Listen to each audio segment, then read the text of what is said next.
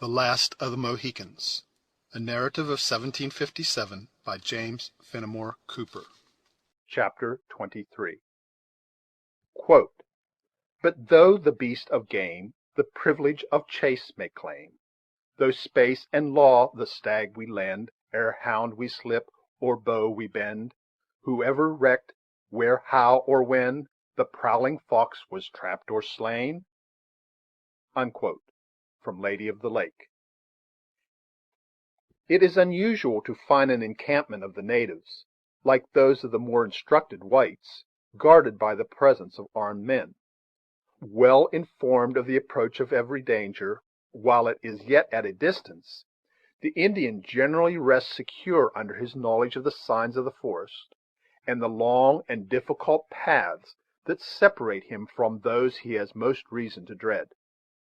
But the enemy who, by any lucky concurrence of accidents, has found means to elude the vigilance of the scouts, will seldom meet with sentinels near home to sound the alarm. In addition to this general usage, the tribes friendly to the French knew too well the weight of the blow that had just been struck to apprehend any immediate danger from the hostile nations that were tributary to the crown of Britain. When Duncan and David, therefore, found themselves in the center of the children, who played the antics already mentioned, it was without the least previous intimation of their approach. But, soon as they were observed, the whole of the juvenile pack raised by common consent a shrill and warning whoop, and then sank, as it were, by magic, from before the sight of their visitors. The naked tawny bodies of the crouching urchins blended so nicely at that hour with the withered herbage, that at first it seemed as if the earth had, in truth, swallowed up their forms; though when surprise permitted Duncan to bend his look more curiously about the spot, he found it everywhere met by dark, quick, and rolling eyeballs. Gathering no encouragement from this startling presage of the nature of the scrutiny he was likely to undergo from the more mature judgments of the men, there was an instant when the young soldier would have retreated. It was, however, too late to appear to hesitate. The cry of the children had drawn a dozen warriors to the door of the nearest lodge, where they stood clustered in a dark and savage group, gravely awaiting the nearer approach of those who had unexpectedly come among them. David, in some measure familiarized to the scene, led the way, with a steadiness that no slight obstacle was likely to disconcert, into this very building. It was the principal edifice of the village, though roughly constructed of the bark and branches of trees, being the lodge in which the tribe held its councils and public meetings during their temporary residence on the borders of the English province. Duncan found it difficult to assume the necessary appearance of unconcern, as he brushed the dark and powerful frames of the savages who thronged its threshold; but conscious that his existence depended on his presence of mind, he trusted to the discretion of his companion, whose footsteps he closely followed, endeavoring, as he proceeded, to rally his thoughts for the occasion. His blood curdled when he found himself in absolute contact with such fierce and implacable enemies; but he so far mastered his feelings to pursue his way into the center of the lodge, with an exterior that did not betray the weakness. Imitating the example of the deliberate Gamut, he drew a bundle of fragrant brush from beneath a pile that filled the corner of the hut, and seated himself in silence. So soon as their visitor had passed, the observant warriors fell back from the entrance, and, arranging themselves about him, they seemed patiently to await the moment when it might comport with the dignity of the stranger to speak. By far the greater number stood leaning, in lazy, lounging attitudes, against the upright post that supported the crazy building, while 3 or 4 of the oldest and most distinguished of the chiefs placed themselves on the earth a little more in advance. A flaring torch was burning in the place, and set its red glare from face to face and figure to figure, as it waved in the currents of air, Duncan profited by its light to read the probable character of his reception in the countenances of his host, but his ingenuity availed him little against the cold artifices of the people he had encountered. The chiefs in front scarce cast a glance at his person, keeping their eyes on the ground with an air that might have been intended for respect, but which it was quite easy to construe into distrust. The men in the shadow were less reserved. Duncan soon detected their searching but stolen looks, which, in truth, scanned his person and attire inch by inch, leaving no emotion of the countenance, no gesture, no line of the paint, nor even the fashion of a garment, unheeded and without comment. At length, one whose hair was beginning to be sprinkled with gray, but whose sinewy limbs and firm tread announced that he was still equal to the duties of manhood, advanced out of the gloom of a corner, whither he had probably posted himself to make his observations unseen, and spoke. He used the language of the Wyandots or Hurons. His words were consequently unintelligible to Heyward, though they seemed by the gestures that accompanied them to be uttered more in courtesy than anger. The latter shook his head, and made a gesture indicative of his inability to reply. "Do none of my brothers speak the French or the English?" he said in the former language, looking about him from countenance to countenance, in hopes of finding a nod of assent. Though more than one had turned as if to catch the meaning of his words, they remained unanswered. "I should be grieved to think," continued Duncan, speaking slowly, and using the simplest French of which he was the master, "to believe that none of this wise and brave nation understand the language that the Grand Marquis uses when he talks to his children. His heart would be heavy did he believe his red warriors paid him so little respect."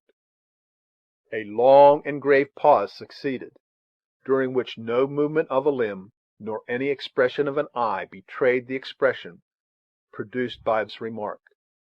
Duncan, who knew that silence was a virtue among his host, gladly had recourse to the custom, in order to arrange his ideas. At length, the same warrior who had before addressed him replied, by dryly demanding in the language of the Canadas, "When our great father speaks to his people, is it with the tongue of a Huron?" "He knows no difference in his children whether the color of the skin be red or black or white," returned Duncan evasively, "though chiefly he is satisfied with the brave Hurons." "In what manner will he speak," demanded the wary chief, "when the runners count to him the scalps which 5 nights ago grew on the heads of the Yengeese?" "They were his enemies," said Duncan, shuddering involuntarily, "and doubtless he will say it is good. My Hurons are very gallant." "Our Canadian father does not think it. Instead of looking forward to reward his Indians, his eyes are turned backward. He sees the dead Yengeese, but no Huron. What can this mean?" "A great chief like him has more thoughts than tongues. He looks to see that no enemies are on his trail." "The canoe of a dead warrior will not float on the Horican," returned the savage gloomily. "His ears are open to the Delawares, who are not our friends, and they fill them with lies." "It cannot be. See, he has bid me, who am a man that knows the art of healing, to go to his children, the red Hurons of the Great Lakes, and ask if any are sick." Another silence succeeded this enunciation of the character Duncan had assumed. Every eye was simultaneously bent on his person, as if to inquire into the truth or falsehood of the declaration, with an intelligence and keenness that caused the subject of their scrutiny to tremble for the result. He was, however, relieved again by the former speaker. "Do the cunning men of the Canadas paint their skins?" the Huron coldly continued. "We have heard them boast that their faces were pale. "When an Indian chief comes among his white fathers," returned Duncan, with great steadiness, "he lays aside his buffalo robe to carry the shirt that is offered him. My brothers have given me paint, and I wear it." A low murmur of applause announced that the compliment of the tribe was favorably received. The elderly chief made a gesture of commendation, which was answered by most of his companions, who each drew forth a hand and uttered a brief exclamation of pleasure. Duncan began to breathe more freely, believing that the weight of his examination was past, and, as he had already prepared a simple and probable tale to support his pretended occupation, his hopes of ultimate success grew brighter. After a silence of a few moments, as if adjusting his thoughts, in order to make a suitable answer to the declaration their guest had just given, another warrior arose and placed himself in an attitude to speak. While his lips were yet in the act of parting, a low but fearful sound arose from the forest. It was immediately succeeded by a high, shrill yell that was drawn out until it equaled the longest and most plaintive howl of the wolf. The sudden and terrible interruption caused Duncan to start from his seat, unconscious of everything but the effect produced by so frightful a cry. At the same moment the warriors glided in a body from the lodge, and the outer air was filled with loud shouts, that nearly drowned those awful sounds which were still ringing beneath the arches of the woods. Unable to command himself any longer, the youth broke from the place, and presently stood in the center of a disorderly throng, that included everything having life within the limits of the encampment. Men, women, and children, the aged, the infirm, the active, and the strong, were alike abroad, some exclaiming aloud, others clapping their hands with a joy that seemed frantic, and all expressing their savage pleasure in some unexpected event. Though astounded at first by the uproar, Heyward was soon able to find its solution by the scene that followed. There yet lingered sufficient light in the heavens to exhibit those bright openings among the tree tops, where different paths left the clearing to enter the depths of the wilderness. Beneath one of them a line of warriors issued from the woods and advanced slowly toward the dwellings. One in front bore a short pole, on which, as it afterwards appeared, were suspended several human scalps. The startling sounds that Duncan had heard were what the whites have not inappropriately called the "death halo," and each repetition of the cry was intended to announce to the tribe the fate of an enemy. Thus far the knowledge of Heyward assisted him in the explanation, and as he now knew that the interruption was caused by the unlooked-for return of a successful war party, every disagreeable sensation was quieted in inward congratulation for the opportune relief and insignificance it conferred on himself. When at the distance of a few hundred feet from the lodges, the newly arrived warriors halted. Their plaintive and terrific cry, which was intended to represent equally the wailings of the dead and the triumph to the victors, had entirely ceased. One of their number now called aloud in words that were far from appalling, though not more intelligible to those whose ears they were intended, than their expressive yells. It would be difficult to convey a suitable idea of the savage ecstasy with which the news thus imparted was received. The whole encampment in a moment became a scene of the most violent bustle and commotion. The warriors drew their knives, and flourishing them, they arranged themselves in two lines, forming a lane that extended from war party to the lodges.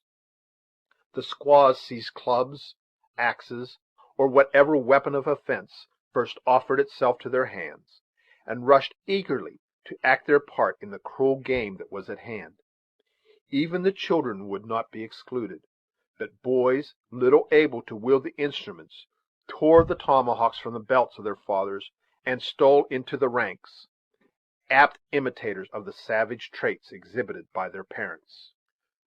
Large piles of brush lay scattered about the clearing, and a weary and aged squaw was occupied in firing as many as might serve to light the coming exhibition. As the flame arose, its power exceeded that of the parting day, and assisted to render objects at the same time more distinct and more hideous. The whole scene formed a striking picture, whose frame was composed of the dark and tall border of pines. The warriors just arrived were the most distant figures. A little in advance stood two men, who were apparently selected from the rest as the principal actors in what was to follow. The light was not strong enough to render their features distinct, though it was quite evident that they were governed by very different emotions. While one stood erect and firm, prepared to meet his fate like a hero, the other bowed his head, as if palsied by terror or stricken with shame. The high-spirited Duncan felt a powerful impulse of admiration and pity toward the former, though no opportunity could offer to exhibit his generous emotions. He watched his slightest movement, however, with eager eyes, and, as he traced the fine outline of his admirably proportioned and active frame, he endeavored to persuade himself that if the powers of man, seconded by such noble resolution, could bear one harmless through so severe a trial, the youthful captive before him might hope for success in the hazardous race he was about to run. Insensibly the young man drew nigher to the swarthy lines of the Hurons, and scarcely breathed, so intense became his interest in the spectacle.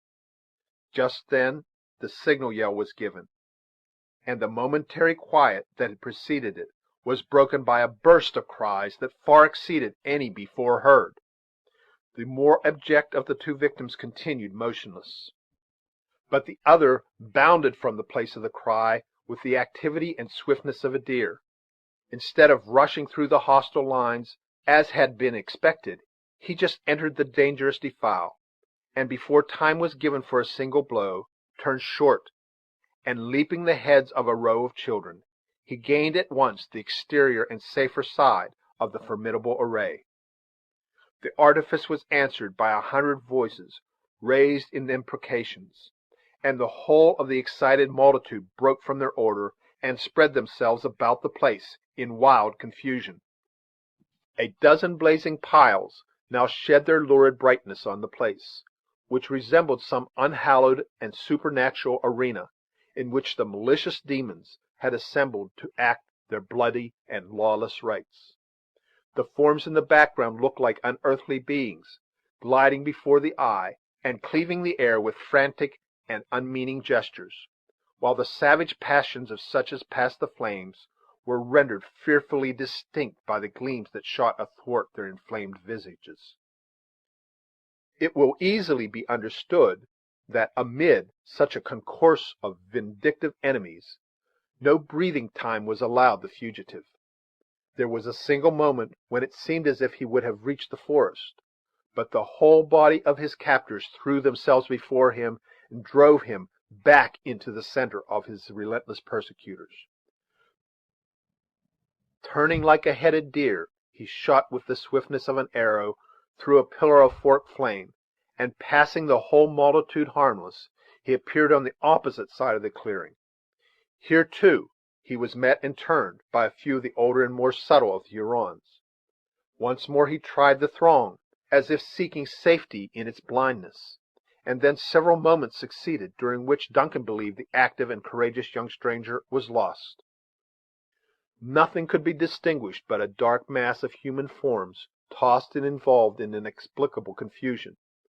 Arms, gleaming knives, and formidable clubs appeared above them, but the blows were evidently given at random. The awful effect was heightened by the piercing shrieks of the women and the fierce yells of the warriors. Now and then Duncan caught a glimpse of a light form cleaving the air in some desperate bound, and he rather hoped than believed that the captive yet retained the command of his astonishing powers of activity. Suddenly the multitude rolled backward, and approached the spot where he himself stood. The heavy body in the rear pressed upon the women and children in front, and bore them to the earth. The stranger reappeared in the confusion. Human power could not, however, much longer endure so severe a trial. Of this the captive seemed conscious.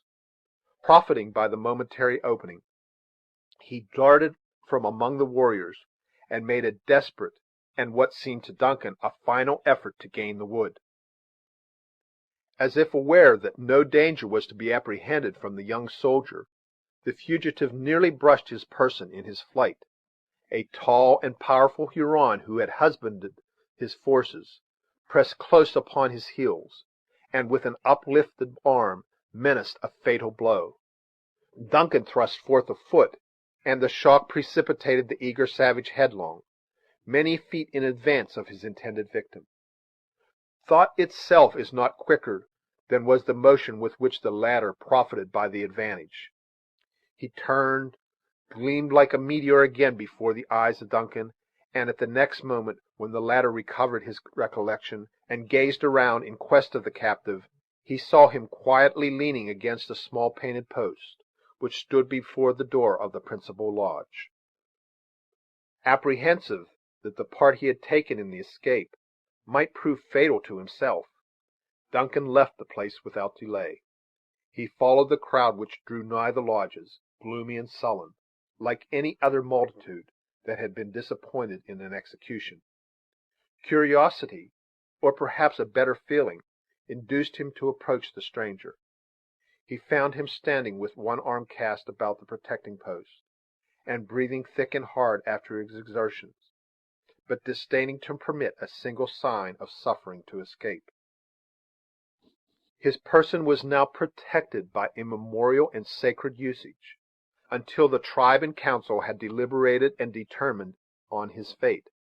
It was not difficult, however, to foretell the result, if any presage could be drawn from the feelings of those who crowded the place. There was no term of abuse known to the Huron vocabulary that the disappointed women did not lavishly expend on the successful stranger. They flouted at his efforts, and told him, with bitter scoffs, that his feet were better than his hands, and that he merited wings, while he knew not how to use an arrow or a knife. To all this the captive made no reply, but was content to preserve an attitude in which dignity was singularly blended with disdain. Exasperated as much by his composure as by his good fortune, their words became unintelligible, and were succeeded by shrill, piercing yells. Just then the crafty squaw, who had taken the necessary precaution to fire the piles, made her way through the throng, and cleared a place for herself in front of the captive. The squalid and withered person of this hag might well have obtained for her the character of possessing more than human cunning. Throwing back her light vestment, she stretched forth her long skinny arm in derision, and, using the language of the Lenape, as more intelligible to the subject of her jibes, she commenced aloud. "Look ye, Delaware," she said, snapping her fingers in his face, "your nation is a race of women, and the hoe is better fitted to your hands than the gun. Your squaws are the mothers of deer, but if a bear, or a wildcat, or a serpent were born among you, ye would flee. The Huron girls shall make you petticoats, and we will find you a husband."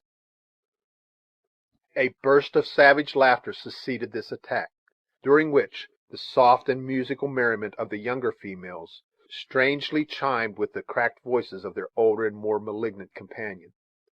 But the stranger was superior to all their efforts.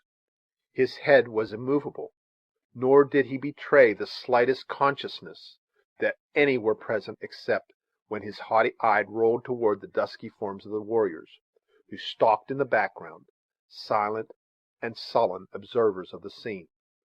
Infuriated at the self-command of the captive, the woman placed her arms akimbo, and, throwing herself in a posture of defiance, she broke out anew in a torrent of words that no art of ours could commit successfully to paper.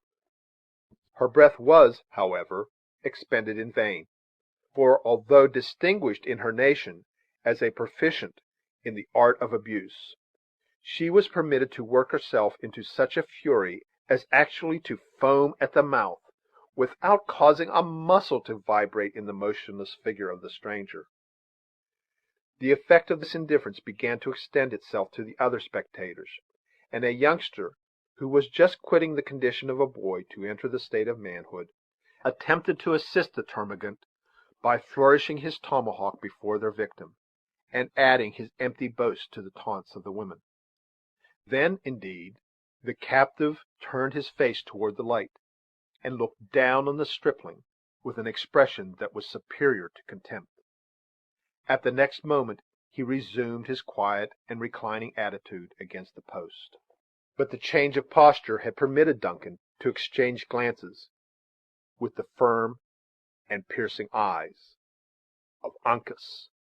Breathless with amazement, and heavily oppressed with the critical situation of his friend, Heyward recoiled before the look, trembling lest its meaning might, in some unknown manner, hasten the prisoner's fate. There was not, however, any instant cause for such an apprehension. Just then a warrior forced his way into the exasperated crowd. Motioning the woman and children aside with a stern gesture, he took Uncas by the arm, and led him toward the door of the council lodge. Thither all the chiefs and most of the distinguished warriors followed, among whom the anxious Heyward found means to enter without attracting any dangerous attention to himself. A few moments were consumed in disposing of those present in a manner suitable to their rank and influence in the tribe. An order very similar to that adopted in the preceding interview was observed, the aged and superior chiefs occupying the area of the spacious apartment within the powerful light of a glaring torch, while their juniors and inferiors were arranged in the background, presenting a dark outline of swarthy, marked visages. In the very center of the lodge, immediately under an opening that admitted the twinkling light of one or two stars, stood Uncas, calm, elevated, and collected. His high and haughty carriage was not lost on his captors, who often bent their looks on his person with eyes which, while they lost none of their inflexibility of purpose, plainly betrayed their admiration of the stranger's daring. The case was different with the individual whom Duncan had observed to stand forth with his friend previously to the desperate trial of Speed, and who, instead of joining in the chase, had remained throughout its turbulent uproar like a cringing statue, expressive of shame and disgrace. Though not a hand had been extended to greet him, nor yet an eye had condescended to watch his movements, he had also entered the lodge, as though impelled by a fate to whose decrees he submitted, seemingly without a struggle. Heyward profited by the first opportunity to gaze in his face, secretly apprehensive he might find the features of another acquaintance, but they proved to be those of a stranger, and, what was still more inexplicable, of one who bore all the distinctive marks of a Huron warrior. Instead of mingling with his tribe, however, he sat apart, a solitary being in a multitude, his form shrinking into a crouching and abject attitude, as if anxious to fill as little space as possible. When each individual had taken his proper station, and silence reigned in the place, the gray-haired chief, already introduced to the reader, spoke aloud in the language of the Lenni Lenape. "Delaware," he said, "though one of a nation of women, you have proved yourself a man. I would give you food, but he who eats with a Huron should become his friend. Rest in peace till the morning sun, when our last words shall be spoken. 7 nights and as many summer days have I fasted on the trail of the Hurons," Uncas coldly replied. "The children of the Lenape know how to travel the path of the just without lingering to eat. 2 of my young men are in pursuit of your companion," resumed the other, without appearing to regard the boast of his captive. "When they get back, then will our wise man say to you, live or die." "Has the Huron no ears?" scornfully exclaimed Uncas. "Twice since he has been your prisoner has the Delaware heard a gun that he knows. Your young men will never come back." A short and sullen pause succeeded this bold assertion. Duncan, who understood the Mohican to allude to the fatal rifle of the scout, bent forward in earnest observation of the effect it might produce on the conquerors. But the chief was content with simply retorting, "If the Lenape are so skillful, why is one of their bravest warriors here? He followed the steps of a flying coward, and fell into a snare. The cunning beaver may be caught." As Uncas thus replied, he pointed with his finger toward the solitary Huron, but without deigning to bestow any other notice on so unworthy an object. The words of the answer, and the air of the speaker, produced a strong sensation among his auditors. Every eye rolled sullenly toward the individual indicated by the simple gesture, and a low, threatening murmur passed through the crowd. The ominous sounds reached the outer door, and the women and children pressing into the throng, no gap had been left between shoulder and shoulder that was not now filled with the dark lineaments of some eager and curious human countenance. In the meantime, the more aged chiefs in the center communed with each other in short and broken sentences. Not a word was uttered that did not convey the meaning of the speaker in the simplest and most energetic form. Again a long and deeply solemn pause took place. It was known by all present to be the brave precursor of a weighty and important judgment.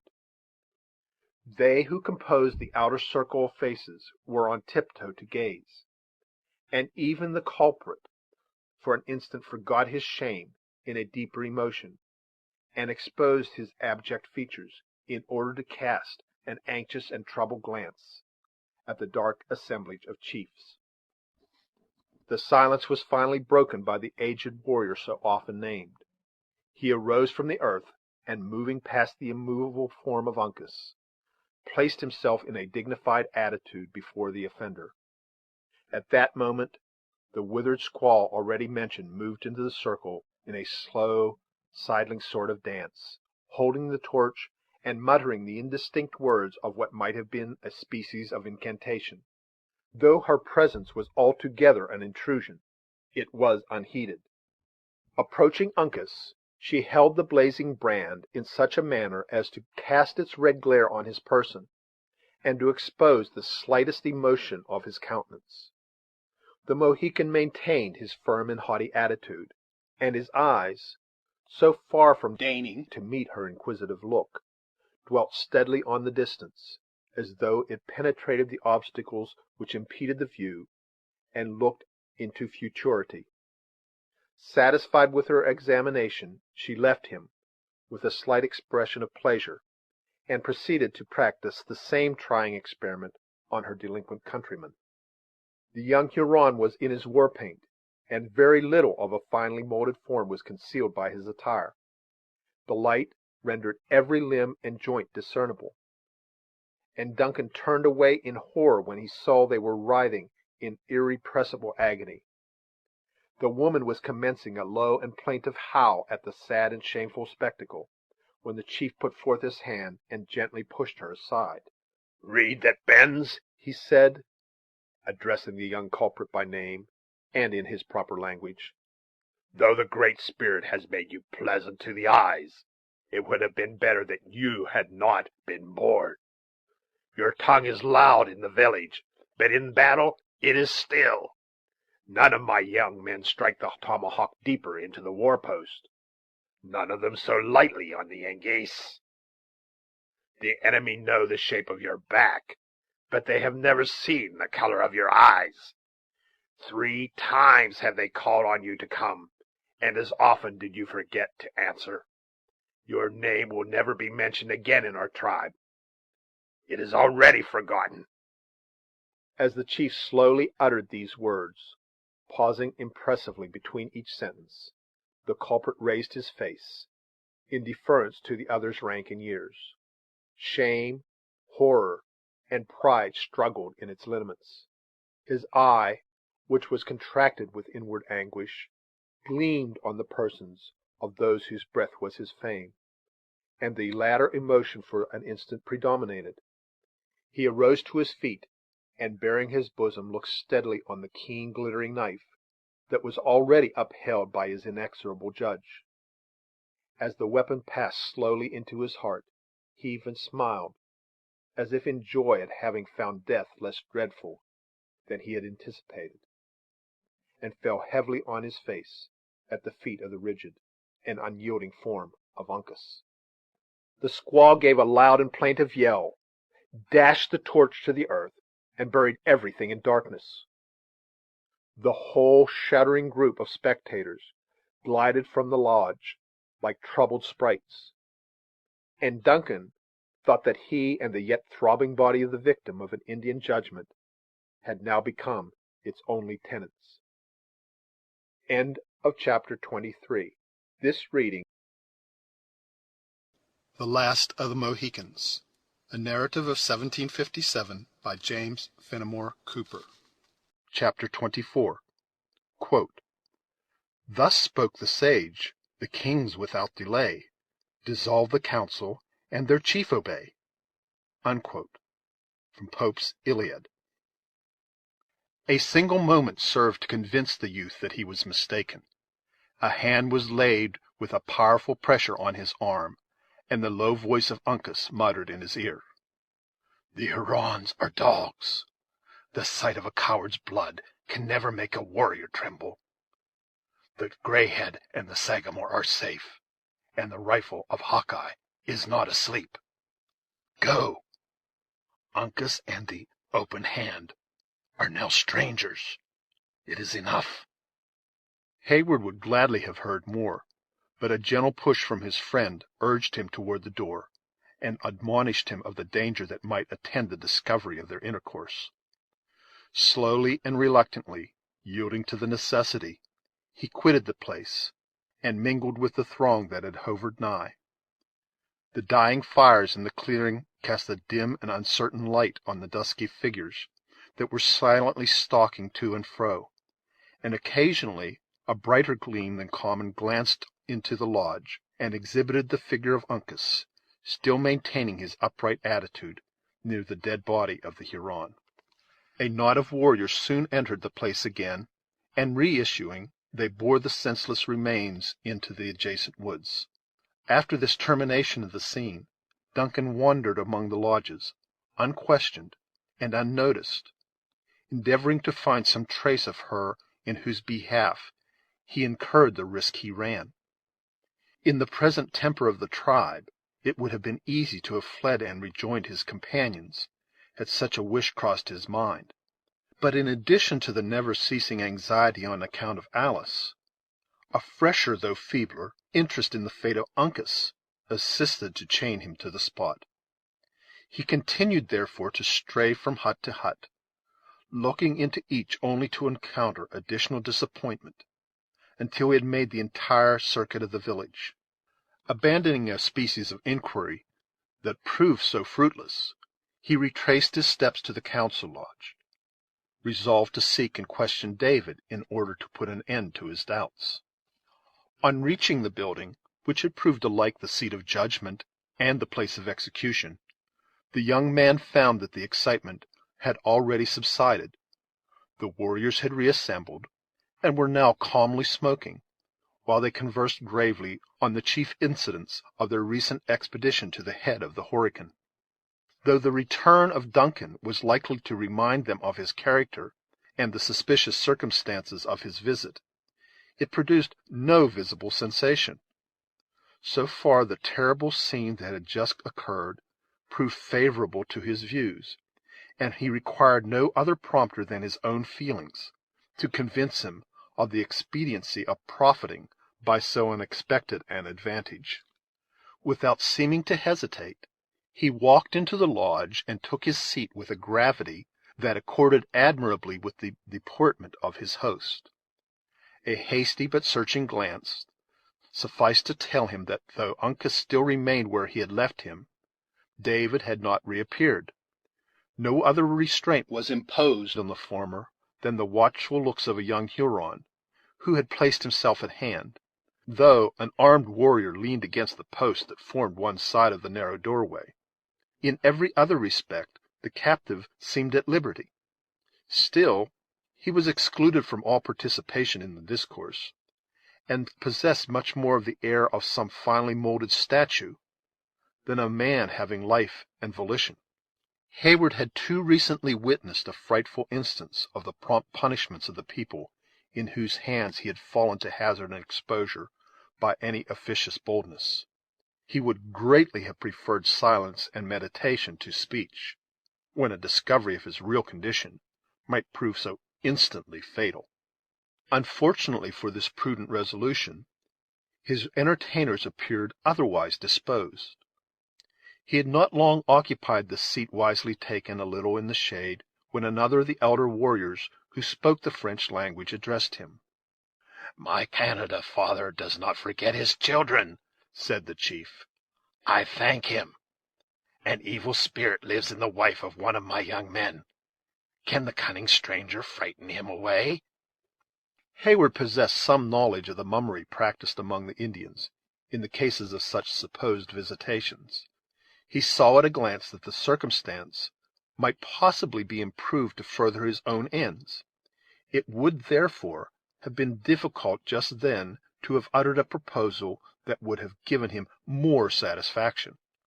Aware of the necessity of preserving the dignity of his imaginary character, however, he repressed his feelings, and answered with suitable mystery. Spirits differ. Some yield to the power of wisdom, while others are too strong. "My brother is a great medicine," said the cunning savage. "He will try?" A gesture of assent was the answer. The Huron was content with the assurance, and, resuming his pipe, he awaited the proper moment to move. The impatient Heyward, inwardly execrating the cold customs of the savages, which required such sacrifices to appearance, was fain to assume an air of indifference equal to that maintained by the chief, who was, in truth, a near relative of the afflicted woman. The minutes lingered, and the delay seemed an hour to the adventurer in empiricism, when the Huron laid aside his pipe and drew his robe across his breast, as if about to lead the way to the lodge of the invalid. Just then a warrior of powerful frame darkened the door, and, stalking silently among the attentive group, he seated himself on one end of the low pile of brush which sustained Duncan. The latter cast an impatient look at his neighbor, and felt his flesh creep with uncontrollable horror when he found himself in actual contact with Magua.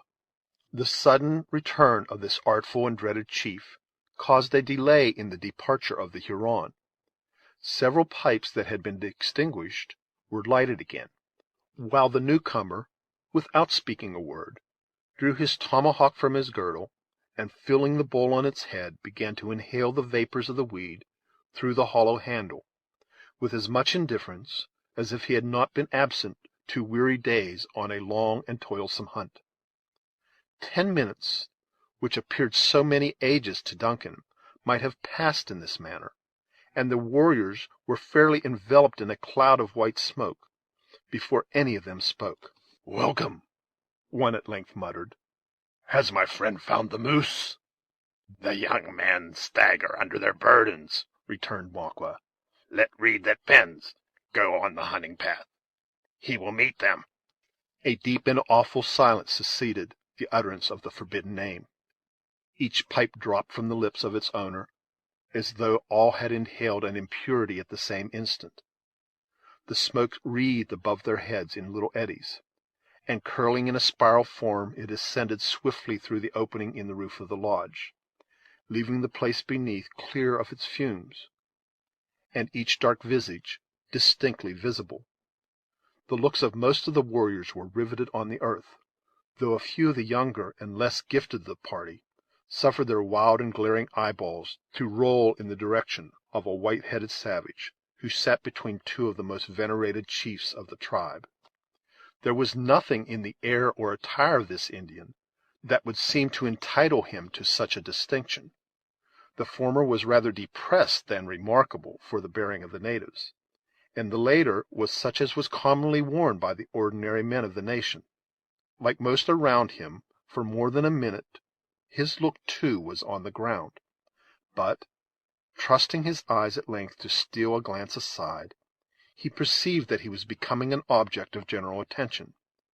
Then he arose, and lifted his voice in the general silence. "It was a lie," he said. "I had no son. He who was called by that name is forgotten. His blood was pale, and it came not from the veins of a Huron. The wicked Chippewas cheated my squaw. The Great Spirit has said that the family of Wiss-en-Tush should end. He is happy who knows that the evil of his race dies with himself. I have done." The speaker, who was the father of the recreant young Indian, looked round and about him, as if seeking commendation of his stoicism in the eyes of the auditors. But the stern customs of his people had made too severe an exaction on the feeble old man. The expression of his eye contradicted his figurative and boastful language, while every muscle in his wrinkled visage was working with anguish.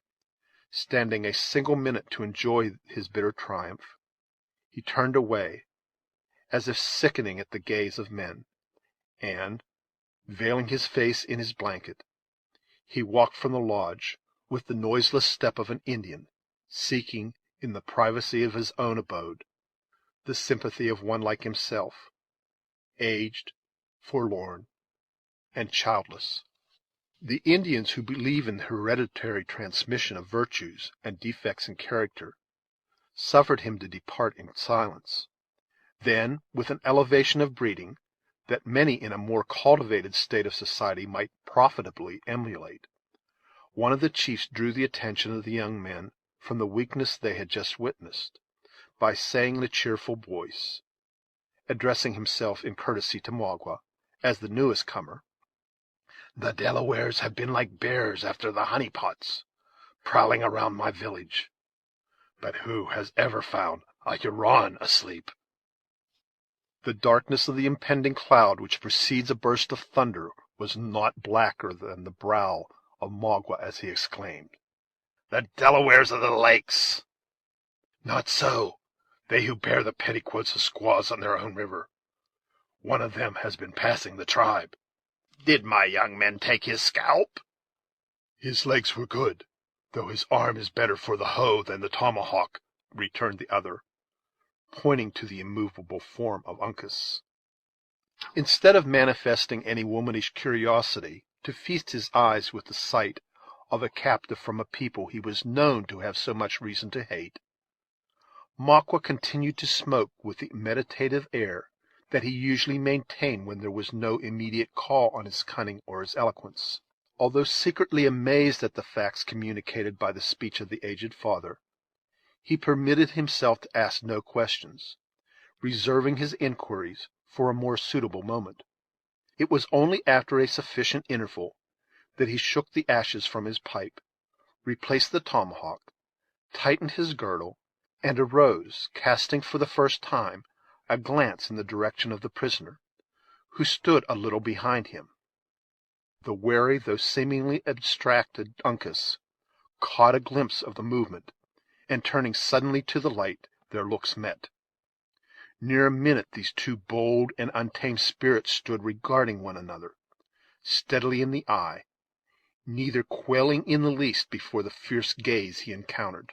The form of Uncas dilated, and his nostrils opened like those of a tiger at bay, but so rigid and unyielding was his posture that he might easily have been converted by the imagination into an exquisite and faultless representation of the warlike deity of his tribe. The lineaments and the quivering features of Magua proved more ductile. His countenance gradually lost its character of defiance in an expression of ferocious joy, and heaving a breath from the very bottom of his chest, he pronounced aloud the formidable name of Les Cerfagils.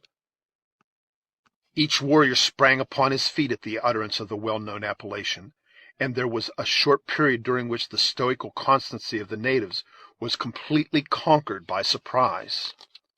The hated and yet respected name was repeated as by one voice, carrying the sound even beyond the limits of the lodge. The women and children who lingered around the entrance took up the words in an echo, which was succeeded by another shrill and plaintive howl. The latter was not yet ended, when the sensation among the men had entirely abated. Each one in presence seated himself as though ashamed of his precipitation.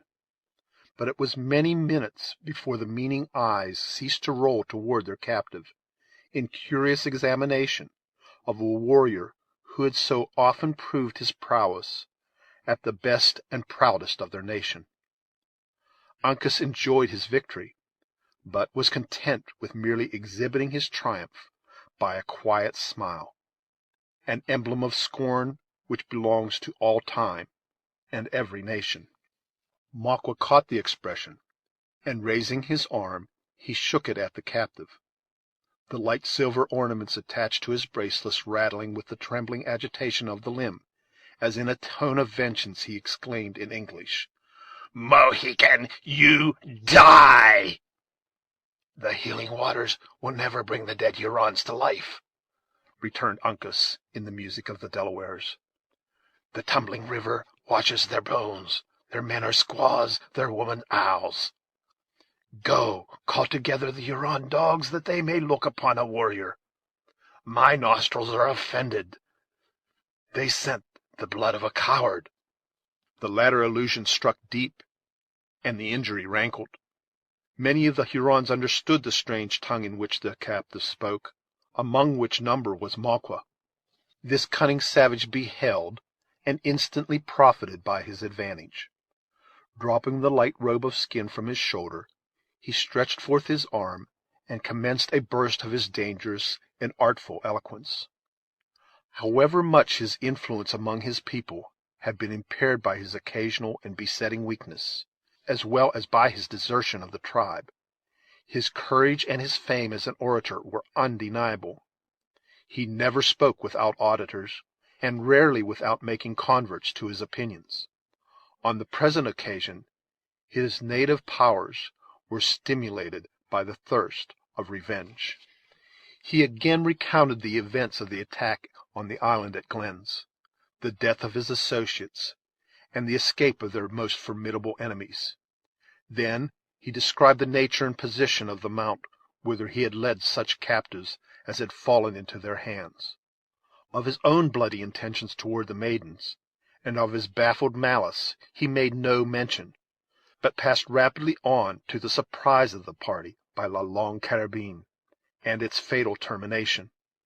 Here he paused, and looked about him, in affected veneration of the departed, but in truth to note the effect of his opening narrative.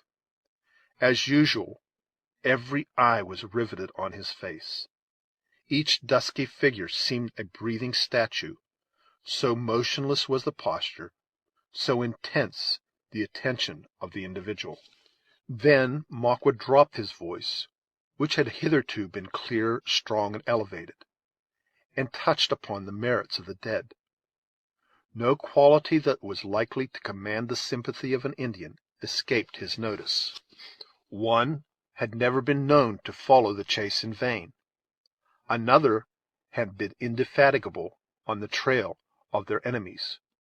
This was brave, that generous. In short, he so managed his illusions that in a nation which was composed of so few families, he contrived to strike every chord that might find in its turn some breast in which to vibrate. "Are the bones of my young men," he concluded, "in the burial place of the Hurons? You know that they are not. Their spirits are gone toward the setting sun, and are already crossing the great waters to the happy hunting grounds. But they departed without food, without guns or knives, without moccasins, naked and poor as they were born. Shall this be? Are their souls to enter the land of the just like hungry Iroquois or unmanly Delawares? or shall they meet their friends with arms in their hands and robes on their backs? What will our fathers think the tribes of the Wyandots have become? They will look on their children with a dark eye and say, Go, a Chippewa has come hither with the name of a Huron. Brothers, we must not forget the dead. A redskin never ceases to remember. We will load the back of this Mohican until he staggers under our bounty, and dispatch him after my young men. They call to us for aid. Though our ears are not open, they say, Forget us not. When they see the spirit of this Mohican toiling after them with his burden, they will know that we are of that mind. Then they will go on happy, and our children will say, So did our fathers to their friends. So must we do to them. What is a Yankee? We have slain many, but the earth is still pale. A stain on the name of a Huron can only be hid by blood that comes from the veins of an Indian. Let this Delaware die. The effect of such a harangue, delivered in the nervous language and with the emphatic manner of a Huron orator, could scarcely be mistaken. Maqua had so artfully blended the natural sympathies with the religious superstition of his auditors, that their minds, already prepared by custom to sacrifice a victim to the manes of their countrymen, lost every vestige of humanity in a wish for revenge. One warrior in particular, a man of wild and ferocious mien, had been conspicuous for the attention he had given to the words of the speaker. His countenance had changed with each passing emotion, until it settled on a look of deadly malice. As Magua ended, he arose, and, uttering the yell of a demon, his polished little axe was seen glancing in the torchlight as he whirled it above his head. The motion and the cry were too sudden for words to interrupt his bloody intention. It appeared as if a bright gleam shot from his hand, which was crossed at the same moment by a dark and powerful line.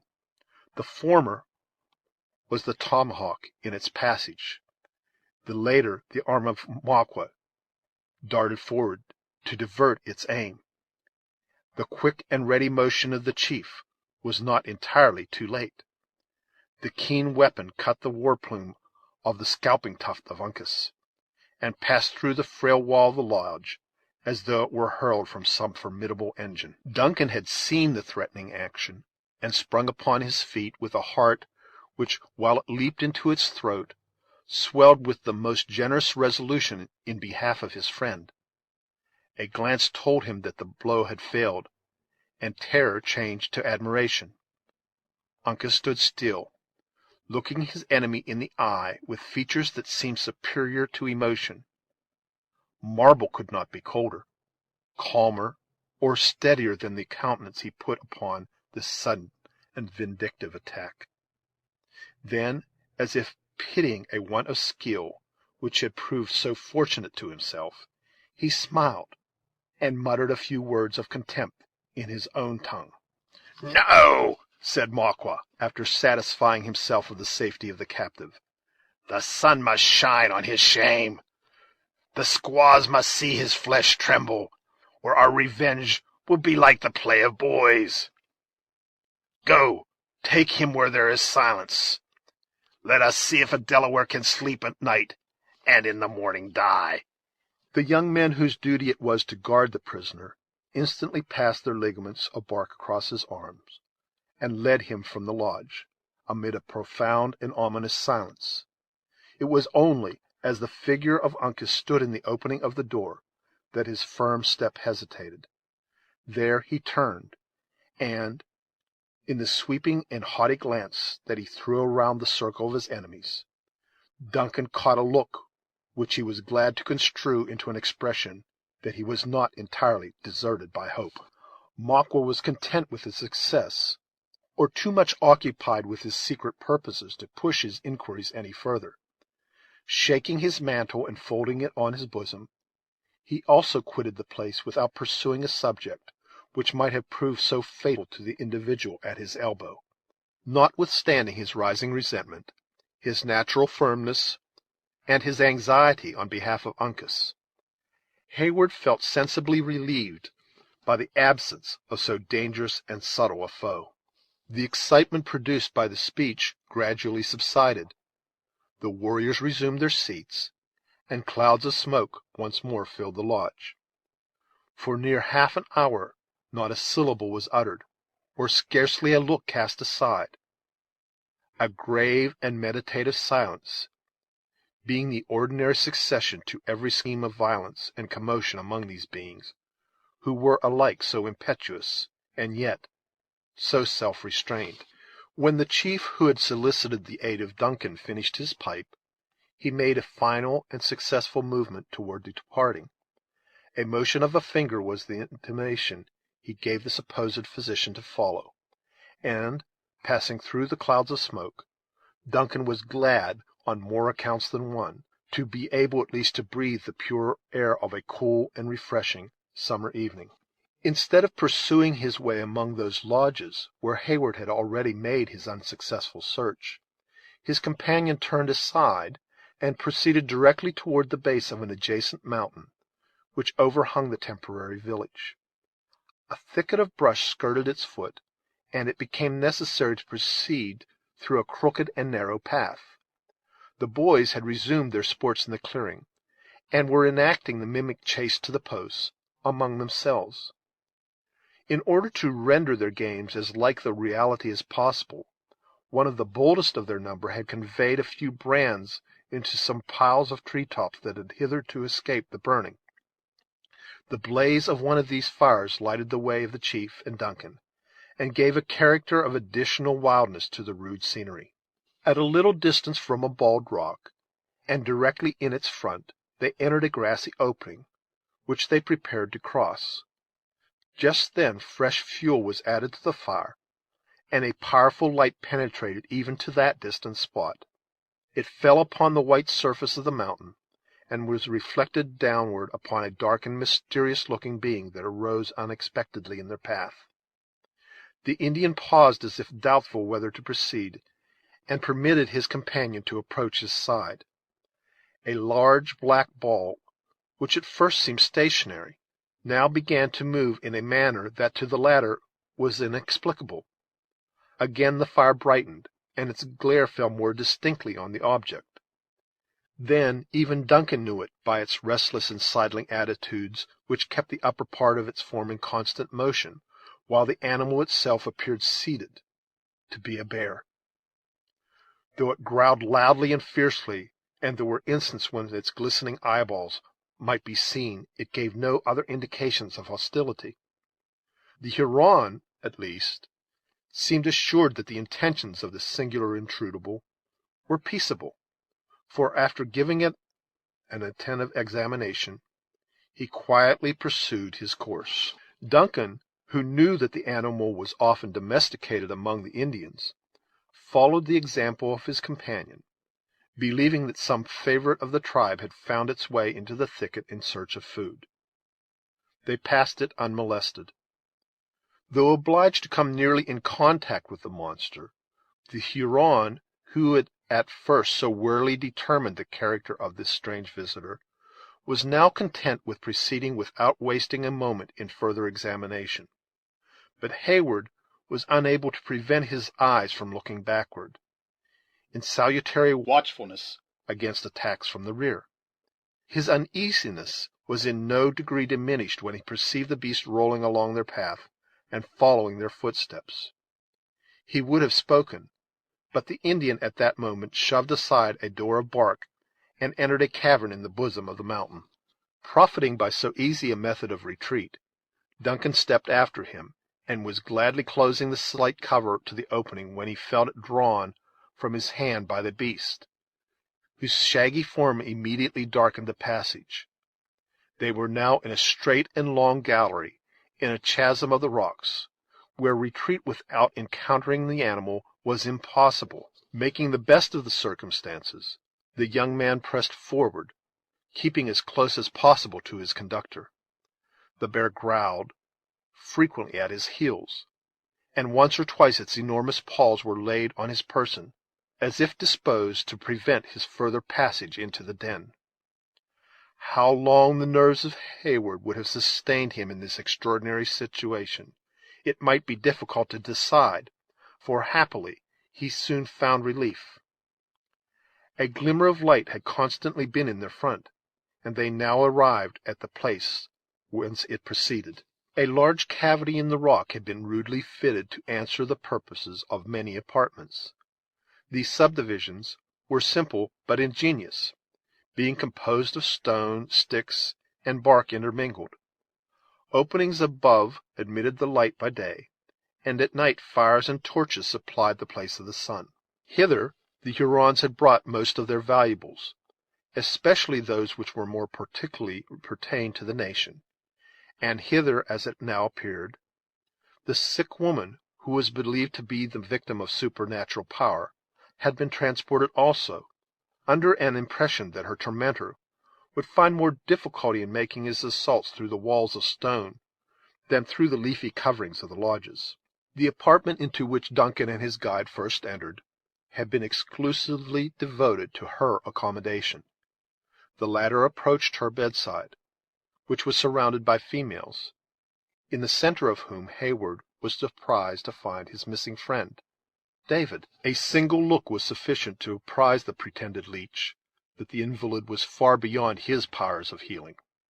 She lay in a sort of paralysis, indifferent to the objects which crowded before her sight, and happily unconscious of suffering. Heyward was far from regretting that his mummeries were to be performed on one who was much too ill to take an interest in their failure or success. The slight qualm of conscience which had been excited by the intended deception was instantly appeased, and he began to collect his thoughts, in order to enact his part with suitable spirit, when he found that he was about to be anticipated in his skill by an attempt to prove the power of music. Gamut, who had stood prepared to pour forth his spirit in song when the visitors entered, after delaying a moment, drew a strain from his pipe, and commenced a hymn that might have worked a miracle, had faith in its efficacy been of much avail. He was allowed to proceed to the close, the Indians respecting his imaginary infirmity, and Duncan too glad of the delay to hazard the slightest interruption. As the dying cadence of his strains was falling on the ears of the latter, he started aside at hearing them repeated behind him in a voice half human and half sepulchral. Looking around, he beheld the shaggy monster seated on end in a shadow of the cavern, where, while his restless body swung in the uneasy manner of the animal, it repeated a sort of low growl sounds, if not words, which bore some slight resemblance to the melody of the singer.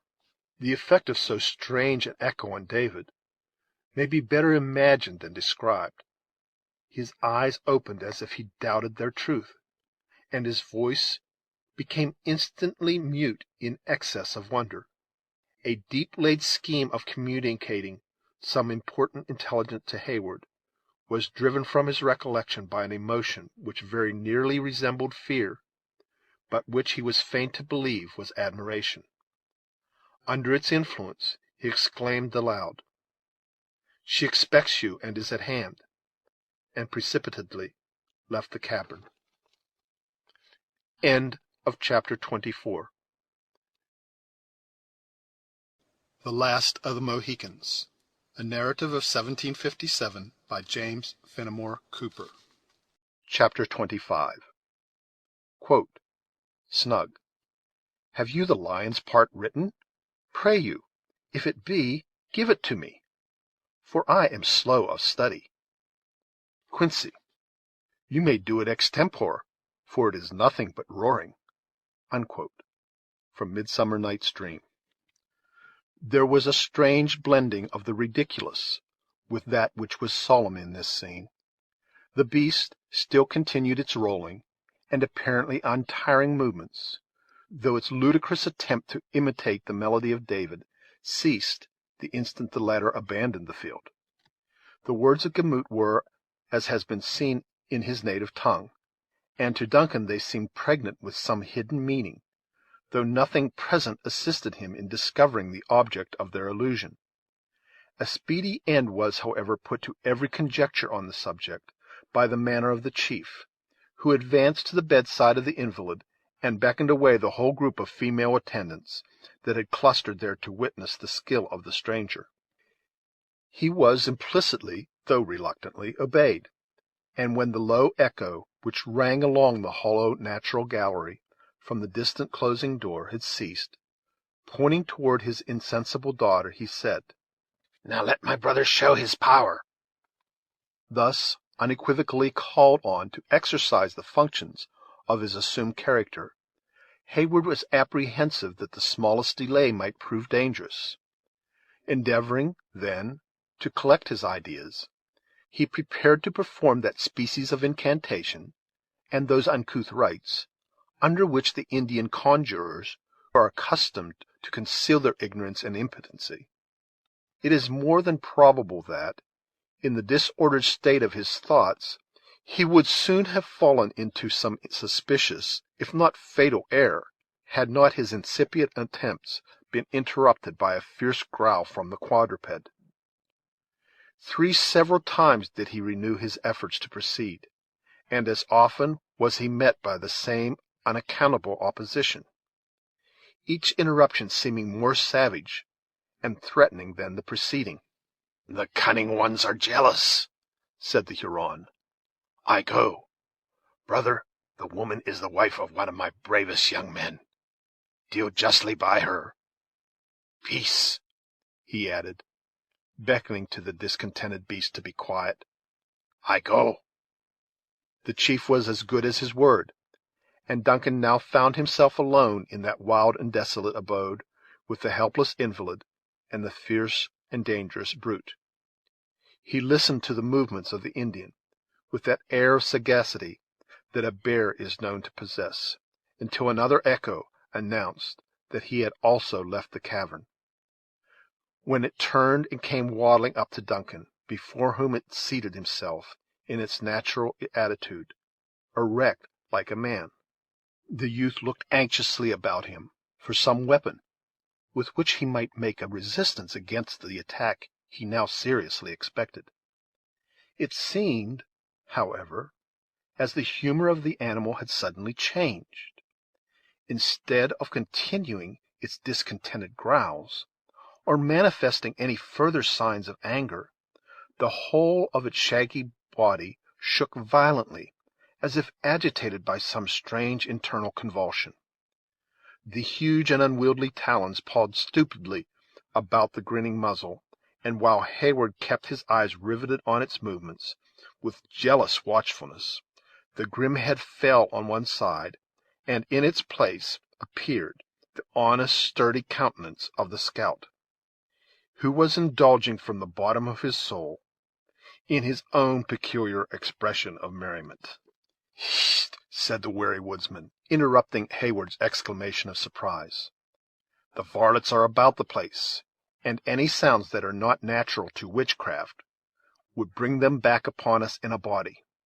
Tell me the meaning of this masquerade, and why you have attempted so desperate an adventure." "Ah, reason and calculation are often outdone by accident," returned the scout. "But as a story should always commence from the beginning, I will tell you the whole in order. After we departed, I placed the commandant and the Sagamore in an old beaver lodge, where they are safer from the Hurons than they would be in the garrison of Edward; for your high northwest Indians, not having as yet got the traders among them, continued to venerate the beaver. After which Uncas and I pushed for the other encampment, as was agreed. Have you seen the lad?" To my great grief, he is captive, and condemned to die at the rising of the sun."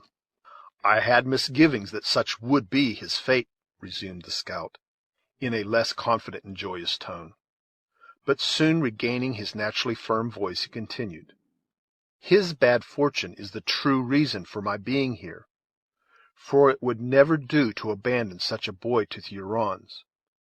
A rare time the knaves would have it, could they tie the Bounding Elk and the Long Carabine, as they call me, to the same stake.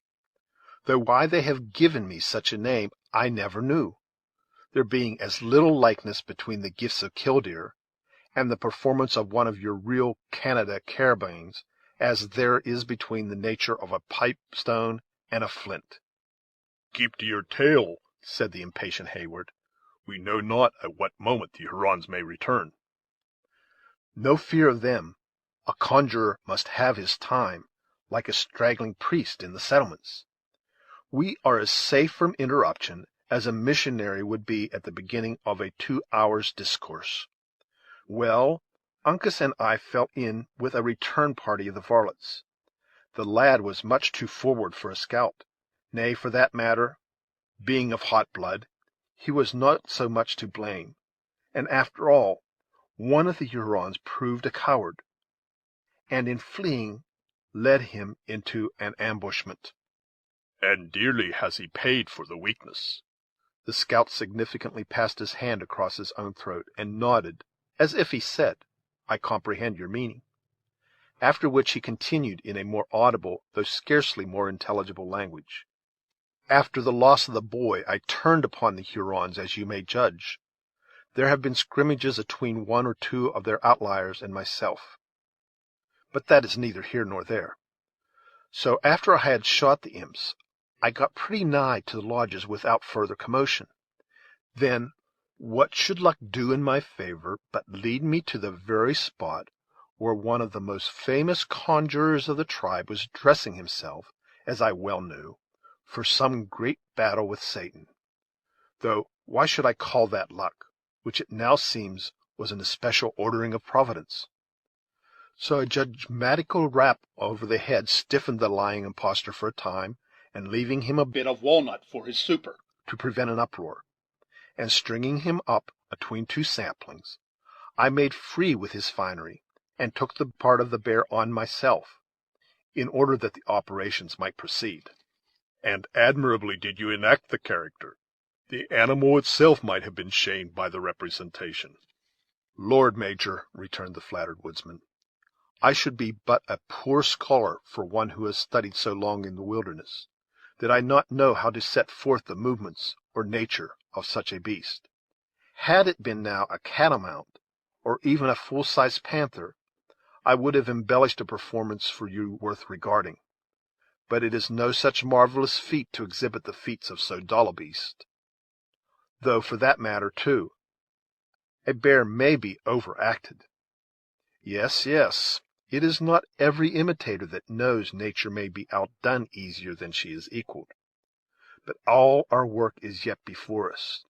Where is the gentle one? Heaven knows. I have examined every lodge in the village without discovering the slightest trace of her presence in the tribe. You heard what the singer said as he left us. She is at hand and expects you?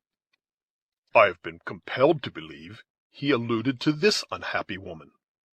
The simpleton was frightened and blundered through his message, but he had a deeper meaning. Here are walls enough to separate the whole settlement. A bear ought to climb, therefore I will take a look above them.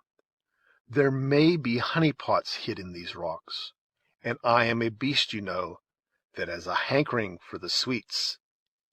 The scout looked behind him, laughing at his own conceit, while he clambered up the partition, imitating as he went the clumsy motions of the beast he represented. But the instant the summit was gained, he made a gesture of silence, and slid down with the utmost precipitation.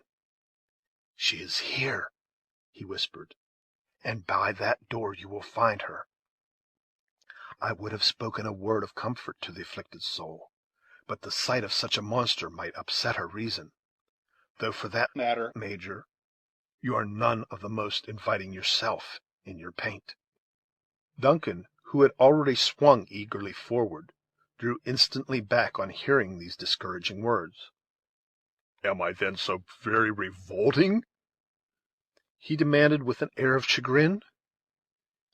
You might not startle a wolf, or turn the Royal Americans from a discharge, but I have seen the time when you had better favored look. Your streaked countenances are not ill judged of by the squaws, but young women of white blood give the preference to their own color. See," he added, pointing to a place where the water trickled from a rock, forming a little crystal spring, before it found an issue through the adjacent crevices. "You may easily get rid of the Sagamore's daub, and when you come back, I will try my hand at a new embellishment. It's as common for a conjurer to alter his paint as for a buck in the settlements to change his finery." The deliberate woodsman had little occasion to hunt for arguments to enforce his advice. He was yet speaking when Duncan availed himself of the water. In a moment every frightful or offensive mark was obliterated, and the youth appeared again in the lineaments with which he had been gifted by nature. Thus prepared for an interview with his mistress, he took a hasty leave of his companion, and disappeared through the indicated passage. The scout witnessed his departure with complacency, nodding his head after him, and muttering his good wishes, after which he very coolly set about an examination of the state of the latter. Among the Hurons, the cavern, among other purposes, being used as a receptacle for the fruits of their hunts. Duncan had no other guide than a distant glimmering light, which served, however, the office of a polar star to the lover. By its aid he was enabled to enter the haven of his hopes, which was merely another apartment of the cavern that had been solely appropriated to the safe keeping of so important a prisoner as the daughter of the commandant of William Henry. It was profusely strewed with the plunder of that unlucky fortress. In the midst of this confusion he found her he sought, pale, anxious, and terrified, but lovely. David had prepared her for such a visit. "Duncan!" she exclaimed, in a voice that seemed to tremble at the sounds created by itself. "Alice," he answered, leaping carelessly among trunks, boxes, arms, and furniture, until he stood at her side. "I knew you would never desert me," she said, looking up with a momentary glow on her otherwise dejected countenance. "But you are alone. Grateful as it is to be thus remembered, I could wish to think you are not entirely alone." Duncan, observing that she trembled in a manner which betrayed her inability to stand, gently induced her to be seated, while he recounted those leading incidents which it has been our task to accord.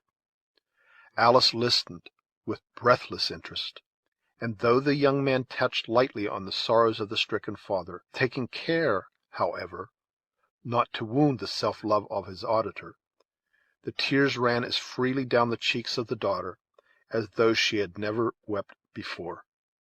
The soothing tenderness of Duncan, however, soon quieted the first burst of her emotions, and she then heard him to the close with undivided attention, if not with composure. "And now, Alice," he added, "you will see how much is still expected of you, by the assistance of our experienced and invaluable friend, the scout. We may find our way from this savage people, but you will have to exert your utmost fortitude.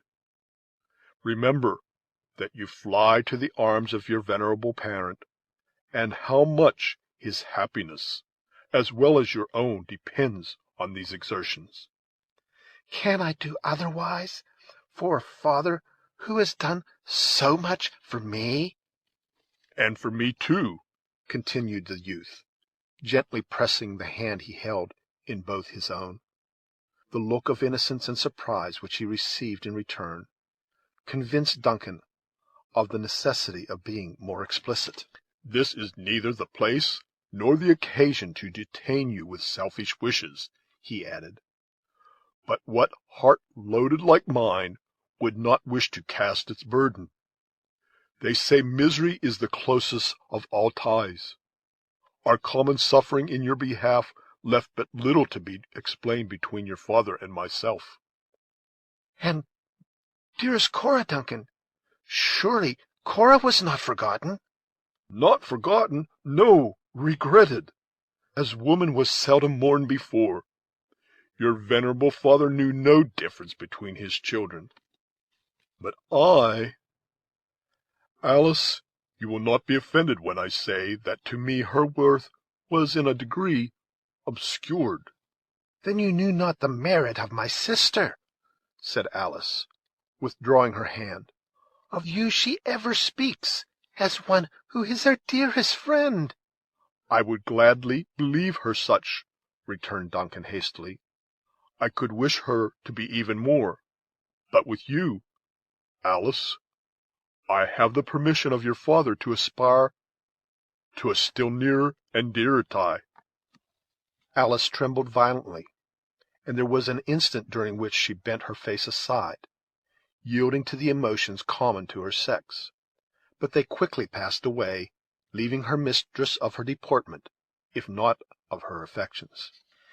"Heyward," she said, looking him full in the face, with a touching expression of innocence and dependency, "give me the sacred presence and the holy sanction of that parent before you urge me further."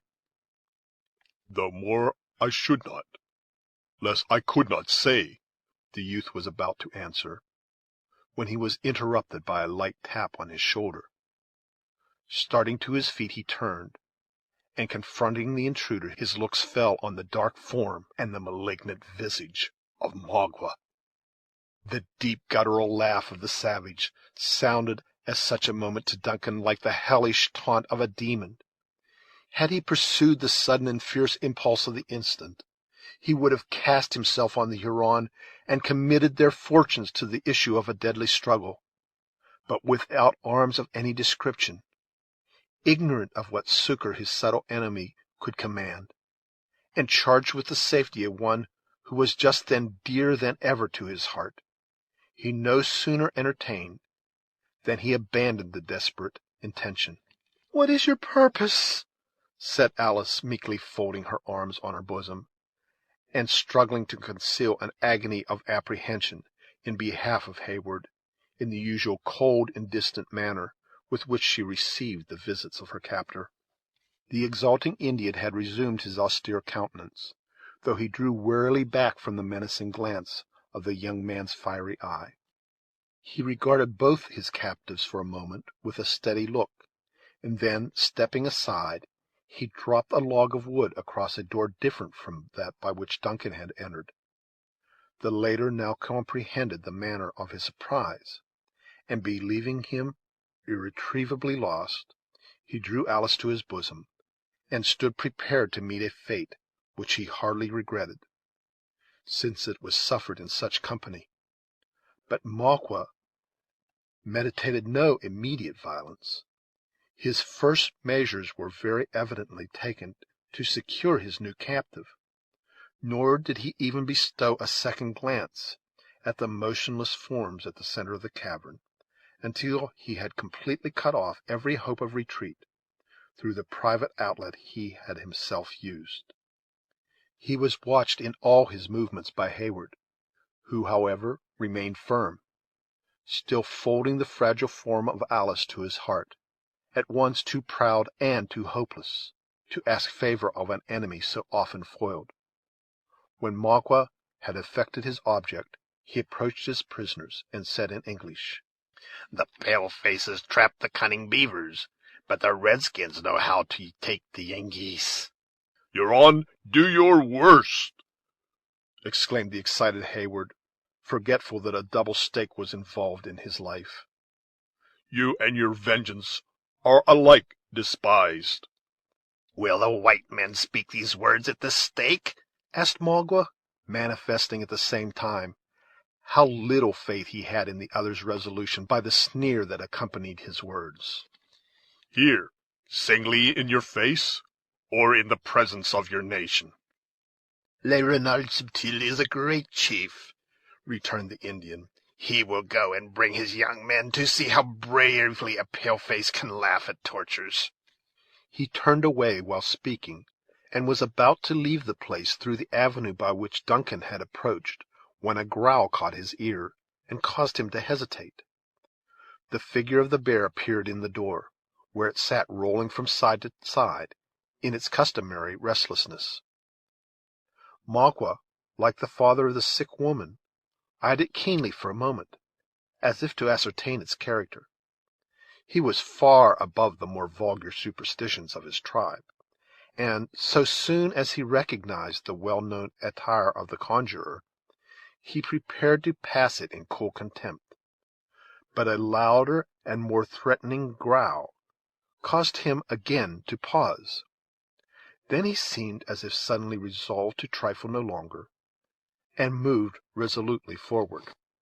The mimic animal, which had advanced a little, retired slowly in his front, until it arrived again at the pass, when, rearing on its hinder legs, it beat the air with its paws, in the manner practised by its brutal prototype. "Fool!" exclaimed the chief in Huron, "go play with the children and squaws. Leave men to their wisdom." He once more endeavored to pass the supposed Epeiric, scorning even the parade of threatening to use the knife or tomahawk that was pendant from his belt. Suddenly the beast extended its arms, or rather legs, and enclosed him in a grasp that would have vied with far-famed power of the bear's hug itself. Heyward had watched the whole procedure on the part of Hawkeye with breathless interest. At first he relinquished his hold on Alice. Then he caught up a thong of buckskin which had been used around some bundle, and when he beheld his enemy about his two arms pinned to his side by the iron muscles of the scout, he rushed upon him and effectually secured them there. Arms, legs, and feet were encircled in 20 folds of the thong in less time than we have taken to record the circumstance. When the formidable Huron was completely pinioned, the scout released his hold, and Duncan laid his enemy on his back, utterly helpless. Throughout the whole of this sudden and extraordinary operation, Magua, though he had struggled violently, until assured he was in the hands of one whose nerves were far better strung than his own, had not uttered the slightest exclamation. But when Hawkeye, by way of making a summary explanation of his conduct, removed the shaggy jaws of the beast, and exposed his own rugged and earnest countenance to the gaze of the Huron, the philosophy of the latter was so far mastered as to permit him to utter the never-failing "Hugh!" "Ay, you've found your tongue," said his undisturbed conqueror. "Now, in order that you shall not use it to our ruin, I must make free to stop your mouth." And there was no time to be lost. The scout immediately set about effecting so necessary a precaution, and when he had gagged the Indian, his enemy might safely have been considered as hors de combat. "By what place did the imp enter?" asked the industrious scout, when his work was ended. "Not a soul has passed my way since you left me." Duncan pointed out the door by which Magua had come, and which now presented too many obstacles for a quick retreat. "Bring on the gentle one," then continued his friend. "We must make a push for the woods by the other outlet." "'Tis impossible," said Duncan. "Fear has overcome her, and she is helpless. Alice, my sweet, my own Alice, arouse yourself. Now is the moment to fly." "'Tis in vain. She hears, but is unable to follow." "Go, noble and worthy friend, save yourself, and leave me to my fate." "Every trail has its end, and every calamity brings its lesson," returned the scout. "There, wrap her in them Indian cloths, conceal all of her little form. Nay, that foot has no fellow in the wilderness; it will betray her. Every part. Now take her in your arms and follow. Leave the rest to me." Duncan, as may be gathered from the words of his companion, was eagerly obeying, and as the other finished speaking, he took the light person of Alice in his arms, and followed in the footsteps of the scout. They found the sick woman, as they had left her, still alone, and passed swiftly on by the natural gallery to the place of entrance. As they approached the little door of bark, a murmur of voices without announced that the friends and relatives of the invalid were gathered about the place, patiently awaiting a summons to re-enter. "If I open my lips to speak," Hawkeye whispered, "my English, which is the genuine tongue of a white-skin, will tell the varlets that an enemy is among them. You must give 'em your jargon, Major, and say that we have shut the evil spirit in the cave, and we are taking the woman to the woods in order to find strengthening roots. Practice all your cunning, for it is a lawful undertaking." The door opened a little, as if one without was listening to the proceedings within, and compelled the scout to cease his directions. A fierce growl repelled the eavesdropper, and then the scout boldly threw open the covering of bark and left the place, enacting the character of a bear as he proceeded. Duncan kept close at his heels, and soon found himself in the center of a cluster of 20 anxious relatives and friends. The crowd fell back a little, and permitted the father and one who appeared to be the husband of the woman to approach. "Has my brother driven away the evil spirit?" demanded the former. "What has he in his arms?" "Thy child," returned Duncan gravely. "The disease is gone out of her. It is shut up in the rocks. I take the woman to a distance, where I will strengthen her against any further attacks. She will be in the wigwam of the young man when the sun comes again." When the father had translated the meaning of the stranger's words into the Huron language, a suppressed murmur announced the satisfaction with which this intelligence was received. The chief himself waved his hand for Duncan to proceed, saying aloud, in a firm voice and with a lofty manner, "Go, I am a man, and I will enter the rock and fight the wicked one." Heyward gladly obeyed, and was already past the little group when those startling words arrested him. "Is my brother mad?" he exclaimed. "Is he cruel? He will meet the disease, and it will enter him, or he will drive out the disease, and it will chase his daughter into the woods. No, let my children wait without, and if the spirit appears, beat him down with clubs. He is cunning, and will bury himself in the mountain when he sees how many are ready to fight him." This singular warning had the desired effect. Instead of entering the cavern, the father and the husband drew their tomahawks and posted themselves in readiness to deal their vengeance on the imaginary tormentor of their sick relative, while the woman and children broke branches from the bushes or seized fragments of the rock with a similar intention. At this favorable moment the counterfeit conjurers disappeared. Hawkeye, at the same time that he had presumed so far on the nature of the Indian superstitions, was not ignorant that they were rather tolerated than relied on by the wisest of the chiefs. He well knew the value of time in the present emergency. Whatever might be the extent of the self-delusion of his enemies, and however it had tended to assist his schemes, the slightest cause of suspicion, acting on the subtle nature of an Indian, would be likely to prove fatal. Taking the path, therefore, that was most likely to avoid observation, he rather skirted than entered the village. The warriors were still to be seen in the distance, by the fading light of the fires, stalking from lodge to lodge.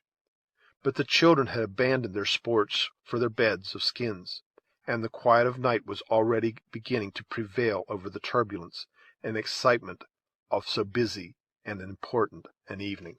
Alice revived under the renovating influence of the open air, and as her physical rather than her mental powers had been the subject of weakness, she stood in no need of any explanation of that which had occurred. "Now let me make an effort to walk," she said, as they had entered the forest, blushing, though unseen, that she had not been sooner able to quit the arms of Duncan. "I am indeed restored." "Nay, Alice, you are yet too weak." The maiden struggled gently to release herself, and Heyward was compelled to part with his precious burden. The representative of the bear had certainly been an entire stranger to the delicious emotions of the lover, while his arms encircled his mistress, and he was perhaps a stranger also to the nature of that feeling of ingenuous shame that oppressed the trembling Alice. But when he found himself at a suitable distance from the lodges, he made a halt, and spoke on a subject of which he was thoroughly the master. "This path will lead you to the brook," he said. "Follow its northern bank until you come to a fall. Mount the hill on your right, and you will see the fires of the other people. There you must go and demand protection. If they are true Delawares, you will be safe. A distant flight with that gentleman, just now, is impossible. The Hurons would follow up our trail and master our scalps before we got a dozen miles. Go, and Providence be with you." And you? demanded Heyward in surprise. Surely we not part here. "The Hurons hold the pride of the Delawares, the last of the high blood of the Mohicans, in their power," returned the scout. "I go to see what can be done in his favor. Had they mastered your scalp, Major, a knave should have fallen for every hair it held, as I promised. But if the young Sagamore is to be led to the stake, the Indians shall also see how a man without a cross can die." Not in the least offended with the decided preference that the sturdy woodsman gave to one who might in some degree be called the child of his adoption, Duncan still continued to urge such reasons against so desperate an effort as presented themselves. He was aided by Alice, who mingled her entreaties with those of Heyward, that he would abandon a resolution that promised so much danger with so little hope of success. Their eloquence and ingenuity were expended in vain. The scout heard them attentively but impatiently, and finally closed the discussion by answering in a tone that instantly silenced Alice, while it told Heyward how fruitless any further remonstrances would be. "I have heard," he said, "that there is a feeling in youth which binds man to woman closer than father is tied to the son. It may be so. I have seldom been where women of my color dwell, but such may be the gifts of nature in the settlements. You have risked life and all that is dear to you to bring off this gentleman, and I suppose that some such disposition is at the bottom of it all. As for me, I taught the lad the real character of a rifle, and well has he paid me for it. I fought at his side in many a bloody scrimmage, and so long as I could hear the crack of his piece in one ear and that of the Sagamore in the other, I knew no enemy was on my back.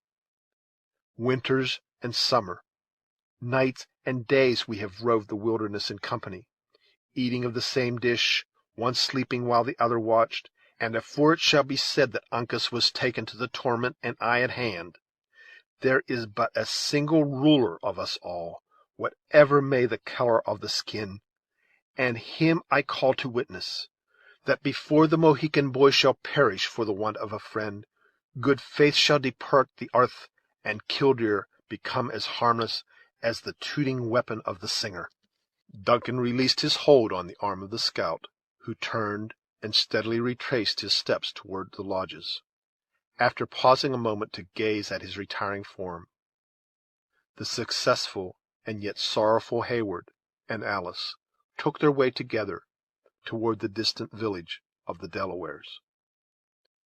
End of chapter 25. The Last of the Mohicans, a narrative of 1757 by James Fenimore Cooper. Chapter 26. Quote, "But let me play the lion too," unquote, from Midsummer Night's Dream. Notwithstanding the high resolution of Hawkeye, he fully comprehended all the difficulties and danger he was about to incur. In his return to the camp, his acute and practised intellects were intently engaged in devising means to counteract the watchfulness and suspicion on the part of his enemies, that he knew were in no degree inferior to his own. Nothing but the color of his skin had saved the lives of Magua and the conjurer, who would have been the first victims sacrificed to his own security, had not the scout believed such an act, however congenial it might be to the nature of an Indian, utterly unworthy of one who boasted a descent from men who knew no cross of blood. Accordingly, he trusted to the withes and ligaments with which he had bound his captives, and pursued his way directly toward the center of the lodges. As he approached the buildings, his steps became more deliberate, and his vigilant eye suffered no sign, whether friendly or hostile, to escape him. A neglected hut was a little in advance of the others, and appeared as if it had been deserted when half completed, most probably on account of failing in some of the more important requisites, such as wood or water. A faint light glimmered through its cracks, however, and announced that, notwithstanding its imperfect structure, it was not without a tenant. Thither then the scout proceeded, like a prudent general who was about to feel the advanced positions of his enemy before he hazarded the main attack. Throwing himself into a suitable posture for the beast he represented, Hawkeye crawled to a little opening where he might command a view of the interior. It proved to be the abiding place of David Gamut. Hither the faithful singing master had now brought himself, together with all his sorrows, his apprehensions, and his meek dependence on the protection of Providence. At the precise moment when his ungainly person came under the observation of the scout in the manner just mentioned, the woodsman himself, though in his assumed character, was the subject of the solitary being's profounded reflections. However implicit the faith of David was in the performance of ancient miracles, he eschewed the belief of any direct supernatural agency in the management of modern morality. In other words, while he had implicit faith in the ability of Balaam's ass to speak, he was somewhat skeptical on the subject of a bear singing, and yet he had been assured of the latter on the testimony of his own exquisite organs. There was something in his air and manner that betrayed to the scout the utter confusion of the state of his mind. He was seated on a pile of brush, a few twigs from which occasionally fed his low fire, with his head leaning on his arm, in a posture of melancholy musing. The costume of the votary of music had undergone no other alteration from that so lately described, except that he had covered his bald head with the triangular beaver, which had not proved sufficiently alluring to excite the cupidity of any of his captors. The ingenious Hawkeye, who recalled the hasty manner in which the other had abandoned his post at the bedside of the sick woman, was not without his suspicions concerning the subject of so much solemn deliberation. First making the circuit of the hut, and ascertaining that it stood quite alone, and that the character of his inmate was likely to protect it from visitors, he ventured through its low door into the very presence of Gamut. The position of the latter brought the fire between them, and when Hawkeye had seated himself on end, near a minute lapsed, during which the two remained regarding each other without speaking. The suddenness and the nature of the surprise had nearly proved too much for, we will not say the philosophy, but for the pitch and resolution of David. He fumbled for his pitch pipe, and arose with a confused intention of attempting a musical exorcism. "Dark and mysterious monster!" he exclaimed, while with trembling hands he disposed of his auxiliary eyes, and sought his never-failing resource in trouble, the gifted version of the Psalms. "I know not your nature nor intents, but if aught you meditate against the person and rights of one of the humblest servants of the temple, listen to the inspired language of the youth of Israel, and repent." The bear shook his saggy sides, and then a well-known voice replied, "Put up the tooting weapon, and teach your throat modesty. 5 words of plain and comprehensible English are worth just now an hour of squalling." "What art thou?" demanded David, utterly disqualified to pursue his original intention, and nearly gasping for breath. a man like yourself, and one whose blood is as little tainted by the cross of a bear or an Indian as your own. Have you so soon forgotten from whom you received the foolish instrument you hold in your hand?" "Can these things be?" returned David, breathing more freely as the truth began to dawn upon him. "I have found many marvels during my sojourn with the heathen, but surely nothing to excel this." "Come, come," returned Hawkeye, uncasing his honest countenance, the better to assure the wavering confidence of his companion. "You may see a skin which, if it be not as white as one of the gentle ones, has no tinge of red to it that the winds of heaven and sun have not bestowed. Now let us to business." "First tell me of the maiden, and of the youth who so bravely sought her," interrupted David. "Ay, they are happily freed from the tomahawks of these varlets. But can you put me on the scent of Uncas?" "The young man is in bondage, and much I fear his death is decreed. I greatly mourn that one so well disposed should die in his ignorance, and I have sought a goodly hymn." "Can you lead me to him?" "The task will not be difficult," returned David, hesitating. "though I greatly fear your presence would rather increase than mitigate his unhappy fortunes." "No more words, but lead on," returned Hawkeye, concealing his face again, and setting the example in his own person by instantly quitting the lodge. As they proceeded, the scout ascertained that his companion found access to Uncas, under privilege of his imaginary infirmity, aided by the favor he had acquired with one of the guards, who, in consequence of speaking a little English, had been selected by David as the subject of a religious conversion. How far the Huron comprehended the intentions of his new friend may well be doubted, but as exclusive attention is as flattering to a savage as a more civilized individual, it had produced the effect we have mentioned. It is unnecessary to repeat the shrewd manner with which the scout extracted these particulars from the simple David. Neither shall we dwell in this place on the nature of the instruction he delivered, when completely master of all the necessary facts, as the whole will be sufficiently explained to the reader in the course of the narrative. The lodge in which Uncas was confined was in the very centre of the village, and in a situation, perhaps, more difficult than any other to approach or leave without observation. But it was not the policy of Hawkeye to affect the least concealment. Presuming on his disguise and his ability to sustain the character he had assumed, he took the most plain and direct route to the place. The hour, however, afforded him some little of that protection which he appeared so much to despise. The boys were already buried in sleep, and all the women and most of the warriors had retired to their lodges for the night. 4 or 5 of the latter only lingered about the door of the prison of Uncas, wary but close observers of the manner of their captive. At the sight of Gamut, accompanied by one in the well-known masquerade of their most distinguished conjurer, they readily made way for them both. Still they betrayed no intention to depart.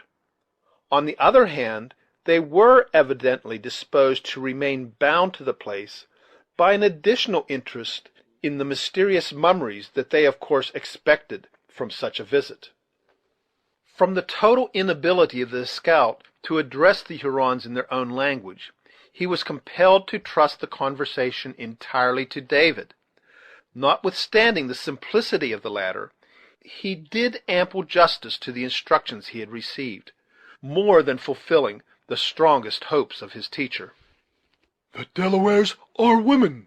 he exclaimed, addressing himself to the savage, who had a slight understanding of the language in which he spoke. "The Yengeese, my foolish countrymen, have told them to take up the tomahawk and strike their fathers in the Canadas, and they have forgotten their sex. Does my brother wish to hear Le Cerf Agile ask for his petticoats, and see him weep before the Hurons at the stake?" The exclamation, "Huh!" delivered in a strong tone of assent, announced the gratification the savage would receive in witnessing such an exhibition of weakness in an enemy so long hated and so much feared. Then let him step aside, and the cunning man will blow upon the dog. Tell it to my brothers." The Huron explained the meaning of David to his fellows, who in their turn listened to the project with that sort of satisfaction that their untamed spirits might be expected to find in such a refinement in cruelty. They drew back a little from the entrance, and motioned to the supposed conjurer to enter; but the bear, instead of obeying, maintained the seat it had taken, and growled. "The cunning man is afraid that his breath will blow upon his brothers, and take away their courage too," continued David, improving the hint he received. "They must stand further off." The Hurons, who would have deemed such a misfortune the heaviest calamity that could befall them, fell back in a body, taking a position where they were out of earshot, though at the same time they could command a view of the entrance to the lodge. Then, as if satisfied of their safety, the scout left his position and slowly entered the place. It was silent and gloomy, being tenanted solely by the captive, and lighted by the dying embers of a fire, which had been used for the purpose of cookery. Uncas occupied a distant corner, in a reclining attitude, being rigidly bound both hands and feet by strong and painful withes. When the frightful object first presented itself to the young Mohican, he did not deign to bestow a single glance on the animal. The scout, who had left David at the door to ascertain they were not observed, thought it prudent to preserve his disguise until assured of their privacy. Instead of speaking, therefore, he exerted himself to enact one of the antics of the animal he represented. The young Mohican, who at first believed his enemies had sent in a real beast to torment him and try his nerves, detected in those performances, that to Heyward had appeared so accurate, certain blemishes, that at once betrayed the counterfeit. Had Hawkeye been aware of the low estimation in which the skillful Uncas held his representation, he would probably have prolonged the entertainment a little in pique. But the scornful expression of the young man's eye admitted of so many constructions, that the worthy scout was spared the mortification of such a discovery. As soon, therefore, as David gave the preconcerted signal, a low hissing sound was heard in the lodge, in place of the fierce growlings of the bear. Uncas had cast his body back against the wall of the hut, and closed his eyes, as if willing to exclude so contemptible and disagreeable an object from his sight. But the moment the noise of the serpent was heard, he arose and cast his looks on each side of him, bending his head low, and turning it inquiringly in every direction, until his keen eye rested on the shaggy monster, where it remained riveted, as though fixed by the power of a charm. Again the same sounds were repeated, evidently proceeding from the mouth of the beast. Once more the eyes of the youth roamed over the interior of the lodge, and returning to the former resting place, he uttered, in a deep, suppressed voice, "Hawkeye." "Cut his bands," said Hawkeye to David, who just then approached them. The singer did as he was ordered, and Uncas found his limbs released. At the same moment the dried skin of the animal rattled, and presently the scout arose to his feet in proper person. The Mohican appeared to comprehend the nature of the attempt his friend had made, intuitively, neither tongue nor feature betraying another symptom of surprise. When Hawkeye had cast his shaggy vestment, which was done by simply loosing certain thongs of skin, he drew a long glittering knife, and put it in the hands of Uncas. "The red Hurons are without," he said. "Let us be ready." At the same time he laid his finger significantly on another similar weapon, both being fruits of his prowess among their enemies during the evening. "We will go," said Uncas. "Whither?" "To the tortoises. They are the children of my grandfathers." "Ay, lad," said the scout in English, a language he was apt to use when a little abstracted in mind, "the same blood runs in your veins, I believe, but time and distance has a little changed its color. What shall we do with the Mingoes at the door? They count 6, and this Singer is as good as nothing." "The Hurons are boasters," said Uncas, scornfully. "Their totem is a moose, and they run like snails. The Delawares are children of the tortoise, and they outstrip the deer." "Ay, lad, there is truth in what you say, and I doubt not, on a rush, you would pass the whole nation, and, in a straight race of 2 miles, would be in and get your breath again, afore a knave of them all was within hearing of the other village. But the gift of a white man lies more in his arms than in his legs. As for myself, I can brain a Huron as well as a better man, but when it comes to a race, the knaves would prove too much for me."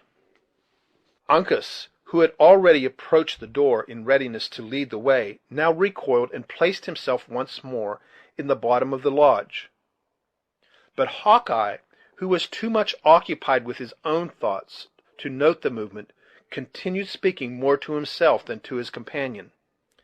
"After all," he said, "it is unreasonable to keep one man in bondage to the gifts of another. So, Uncas, you had better take the lead, while I will put on the skin again, and trust to cunning for want of speed."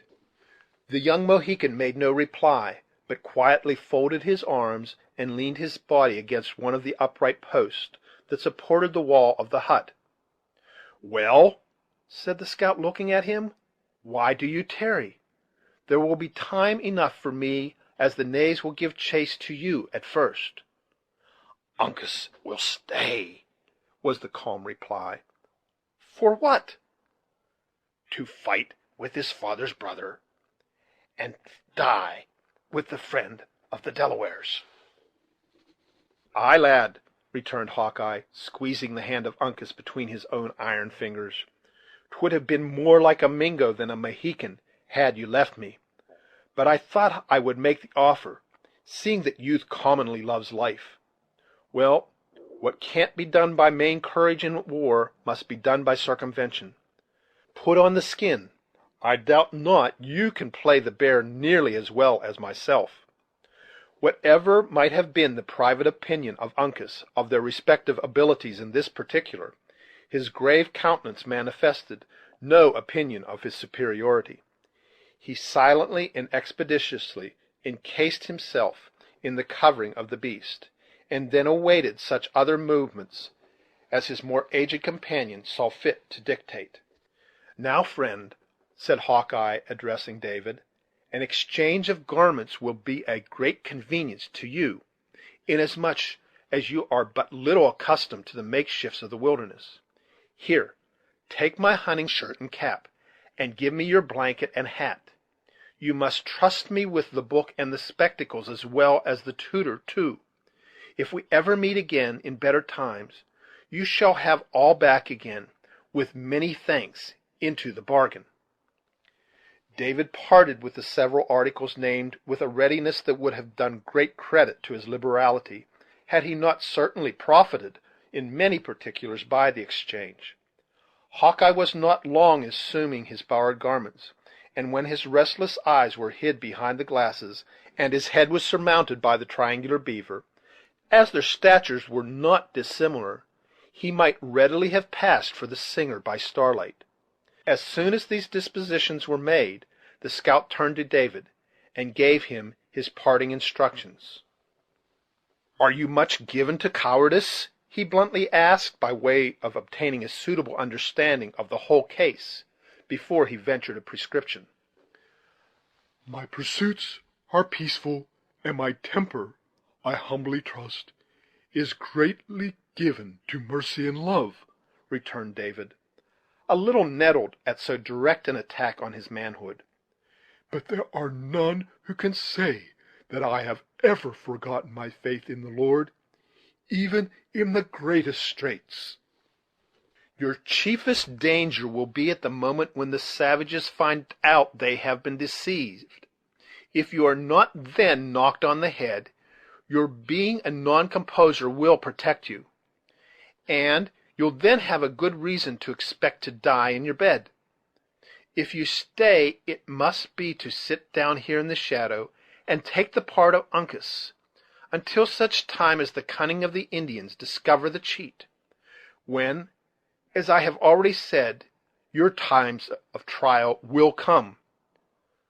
So choose for yourself, to make a rush or tarry here." "Even so," said David firmly, "I will abide in the place of the Delaware. Bravely and generously has he battled in my behalf, and this and more will I dare in his service." "You have spoken as a man, and like one who, under wiser schooling, would have been brought to better things. Hold your head down, and draw in your legs. Their formation might tell the truth too early. Keep silent as long as may be, and it would be wise, when you do speak, to break suddenly in one of your shoutings, which will serve to remind the Indians that you are not altogether as responsible as men should be. If, however, they take your scalp, as I trust and believe they will not, depend on it, Uncas and I will not forget the deed, but revenge it, as becomes true warriors and trusty friends." "Hold," said David, perceiving that with this assurance they were about to leave him. "I am an unworthy and humble follower of one who taught not the damnable principle of revenge. Should I fall, therefore, seek no victims to my manes, but rather forgive my destroyers. And if you remember them at all, let it be in prayers for the enlightening of their minds, and for their eternal welfare." The scout hesitated, and appeared to muse. "There is a principle in that," he said, "different from the law of the woods, and yet it is fair and noble to reflect upon." Then, heaving a heavy sigh, probably among the last he ever drew in pining for a condition he had so long abandoned, he added, "It is what I would wish to practice myself, as one without a cross of blood, though it is not always easy to deal with an Indian as you would with a fellow Christian. God bless you, friend. I do believe your scent is not greatly wrong when the matter is duly considered, and keeping eternity before the eyes, though much depends on the natural gifts and the force of temptation." So saying, the scout returned and shook David cordially by the hand, after which act of friendship he immediately left the lodge, attended by the new representative of the beast. The instant Hawkeye found himself under the observation of the Hurons, he drew up his tall form in the rigid manner of David, threw out his arm in the act of keeping tune, and commenced what he intended for an imitation of his psalmody.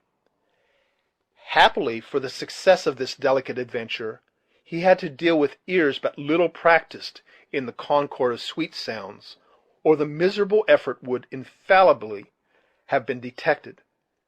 It was necessary to pass within dangerous proximity of the dark group of the savages, and the voice of the scout grew louder as they drew nigher. When at the nearest point, the Huron who spake the English thrust out an arm and stopped the supposed singing master. "The Delaware dog!" he said, leaning forward and peering through the dim light to catch the expression of the other's features. "Is he afraid? Will the Hurons hear his groans?" A growl so exceedingly fierce and natural proceeded from the beast that the young Indian released his hold and started aside, as if to assure himself that it was not a veritable bear, and no counterfeit, that was rolling before him.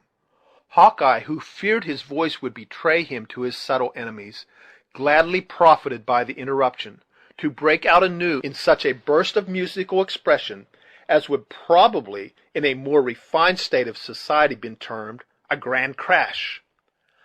Among his actual auditors, however, it merely gave him an additional claim to that respect which they never withhold from such as are believed to be the subject of mental alienation. The little knot of Indians drew back in a body, and suffered, as they thought, the conjurer and his inspired assistant to proceed. It required no common exercise of fortitude in Uncas and the scout to continue the dignified and deliberate pace they had assumed in passing the lodge, especially as they immediately perceived that curiosity had so far mastered fear as to induce the watchers to approach the hut in order to witness the effect of the incantations. The least injudicious or impatient movement on the part of David might betray them, and time was absolutely necessary to ensure the safety of the scout. The loud noise the latter conceived it politic to continue drew many curious gazers to the doors of the different huts as they passed, and once or twice a dark-looking warrior stepped across their path, led to the act by superstition and watchfulness. They were not, however, interrupted, the darkness of the hour and the boldness of the attempt proving their principal friends. The adventurers had got clear of the village, and were now swiftly approaching the shelter of the woods, when a loud and long cry arose from the lodge where Uncas had been confined. The Mohican started on his feet and shook his shaggy covering, as though the animal he counterfeited was about to make some desperate effort. "Hold!" said the scout, grasping his friend by the shoulder. "Let them yell again. 'Twas nothing but wonderment." He had no occasion to delay, for at the next instant a burst of cries filled the outer air, and ran along the whole extent of the village. Uncas cast his skin and stepped forth in his own beautiful proportions. Hawkeye tapped him lightly on the shoulder and glided ahead. "Now let the devils strike our scent," said the scout, tearing two rifles with all their attendant accoutrements from beneath a bush, and flourishing killdeer, as he handed Uncas his weapon. "Two, at least, will find it to their deaths." Then, throwing their pieces to a low trail, like sportsmen in readiness for their game, they dashed forward, and were soon buried in the somber darkness of the forest. Chapter 26.